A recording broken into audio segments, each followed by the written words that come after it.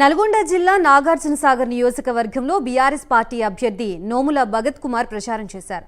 గుర్రంపోడ్ మండలంలోని పలు గ్రామాల్లో ఇంటింటికి తిరిగి ప్రచారం చేశారు. కోలాటాలు, డప్పు చప్పుళ్లతో మహిళలు నోముల భగత్ కి ఘన స్వాగతం పలికారు. రానున్న ఎన్నికల్లో బీఆర్ఎస్ పార్టీని గెలిపించాలని కోరారు.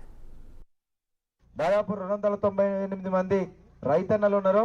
మీరందరూ మొన్నటిదాకా 10,000 రూపాయలు ఏదైతే తీసుకున్నారో నేడు మూడోసారి ప్రభుత్వం ఏర్పడగానే అది 16,000 కాబోతున్న సంగతి కూడా మీ అందరికీ తెలియజేస్తున్నా. ఇది ఒకటే కాదు, 24 గంటల కరెంట్ ఇస్తున్నాం, ఇంటింటికి మంచినీళ్ళు ఇస్తున్నాం, రైతన్నలకు ఏదైతే రైతు బంధుతో సహా దురదృష్టవశాత్తు చనిపోతే ఎవరైనా వాళ్ళకు రైతు బీమా వస్తున్నాం. ఇదే ఎలమోనిగూడెం గ్రామంలో దాదాపు 4 రైతులు దురదృష్టవశాత్తు చనిపోతే వాళ్ళకు 5 లక్షల రూపాయలతోటి మీ అందరికీ కూడా వాళ్ళని ఆదుకున్న సంగతి మీ అందరికీ చెప్తున్నాం. ఎవరికైతే 60 ఏళ్ల లోపు చనిపోయిన వాళ్ళు రైతుకు ఒక గుంట భూమి ఉంటేనే వాళ్ళకి రైతు బీమా అందుతుందో, రేపటి నుంచి మూడోసారి ప్రభుత్వం ఏర్పడగానే గుంట భూమి ఉండాల్సిన పని లేదు.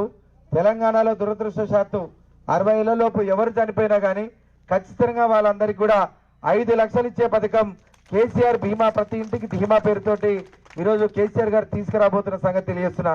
ఇక్కడున్న మహిళలందరికీ కూడా మూడోసారి ప్రభుత్వం ఏర్పడగానే 1200 ఉన్న సిలిండర్ని 400 రూపాయలకి ఇవ్వబోతున్న సంగతి కూడా మీ అందరికీ తెలియజేస్తున్నా.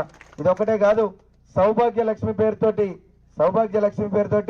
3,000 రూపాయలు ఇవ్వబోతున్న సంగతి కూడా మహిళలందరికీ మీ అందరికీ తెలియజేస్తున్నా. మూడోసారి ప్రభుత్వం ఏర్పడగానే ఆసరా పింఛన్లు ఎవరైతే అందుకుంటున్నారో వాళ్ళు మొన్నటిదాకా 2016. ఈ రోజు ముచ్చట్లు చెప్తున్నటువంటి కాంగ్రెస్ పార్టీకి వాళ్ళు ఉన్నటువంటి ప్రభుత్వాలు మిగతా రాష్ట్రాలు ఎక్కడైతే ఉన్నాయో 600కు మించి ఎక్కడ